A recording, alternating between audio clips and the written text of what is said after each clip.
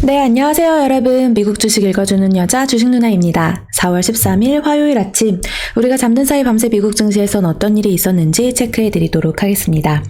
이날 뉴욕 증시는 본격적인 기업 실적 발표를 앞두고 관망세가 짙어진 가운데 최근 지수 강세에 따른 고점 부담감에 의해서 이렇게 소폭 하락하는 모습을 보였습니다. 다우존스 마이너스 0.16%, S&P 500 지수 마이너스 0.02%, 그리고 기술주 중심의 나스닥 지수는요 마이너스 0.36% 이렇게 하락을 했죠. 하지만 추세에 큰 문제는 없다. 잠시 쉬어가는 조정장이다 라고 이제 해석해 볼 수가 있겠네요. 또 이번 주 금융주를 시작으로 이 본격적인 기업 실적 발표를 앞두고 관망세가 짙어지는 모습인데요. 레피니티브 IBES 데이터에 따르면 S&P 500 편입 기업들의 1분기 순이익 전년 동기 대비 25% 증가할 것으로 지금 전망하고 있습니다. 여기 회사들 다 한번 체크해 보시면 좋을 거예요. 그리고 오는 13일에는요, 소비자 물가지수 CPI 발표를 앞두고 국채금리 상승 우려가 부각된 점이 증시에 좀 부담으로 작용이 되었습니다. 최근 미 국채금리가 안정된 모습을 보이고 있는 가운데 내일 예정된 3월 소비자 물가지수가 국채 수익률을 높일 수 있다는 전망이 제기된 거죠. 이날 국채금리는 비둘기파적 파월 페드 의장 발언과 3년물, 10년물 입찰을 소화한 뒤 30년물 입찰 인플레이션 지표를 대기하며 소폭 상승세를 기록했습니다. 그리고 코로나19 백신 접종 가속화에도 불구하고 코로나19 재확산세가 이어지고 있는 점도 증시에 부담으로 작용되고 있습니다.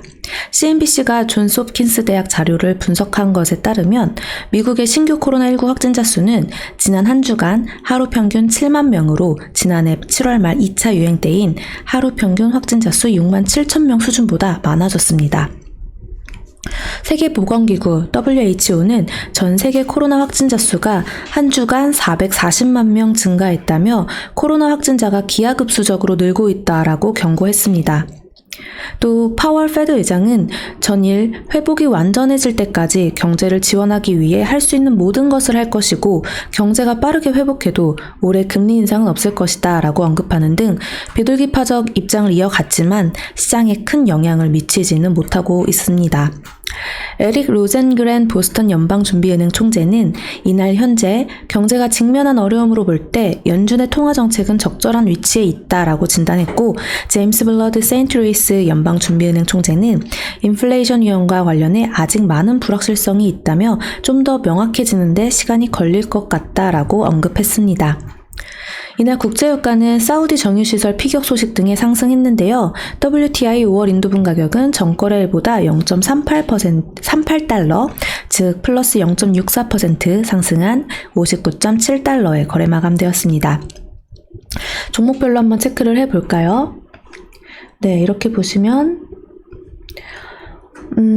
엔비디아가 일단 눈에 들어오죠. 엔비디아는 호실적 기대감 등의 5% 넘는 상승을 이어왔고요. 그리고 또 누안스 커뮤니케이션이라고 있는데 마이크로소프트가 160억 달러에 인수하겠다고 밝힌 후 15.95% 급등하는 모습 보였습니다.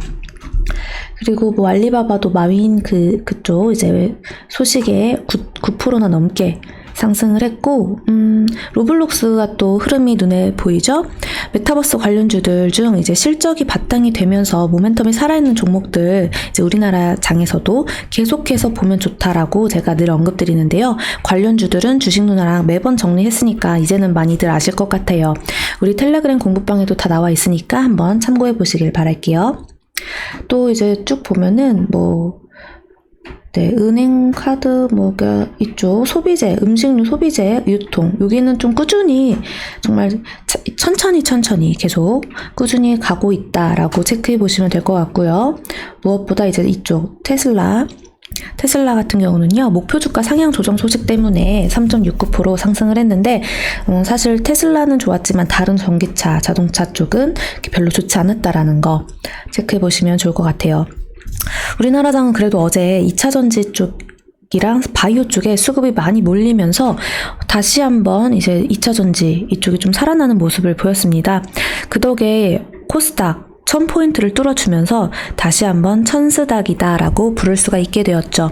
과연 오늘도 그 상승 흐름이 이어가 줄지 한번 장중에 꼭 체크를 하시면 좋을 듯해요. 외국인과 기관의 수급이 어느 쪽으로 가는지 우리가 빠르게 또 캐치해야 됩니다. 오늘은 주식누나가 장후 라이브 방송 저녁 8시에 찾아오니까요. 우리 이따 만나서 또 같이 공부해 보도록 해요. 자, 그럼 오늘 장도 화이팅 하시고 오늘은 더 어제보다 좋은 장이 되기를 바라면서 미국 증시 마감 브리핑은 여기까지 할게요. 영상 재미있게 봐주신 분들 구독과 좋아요 그리고 알람 설정 댓글도 많이 부탁드립니다. 이상 주식 알려주는 여자 주식누나였습니다. 또 만나요.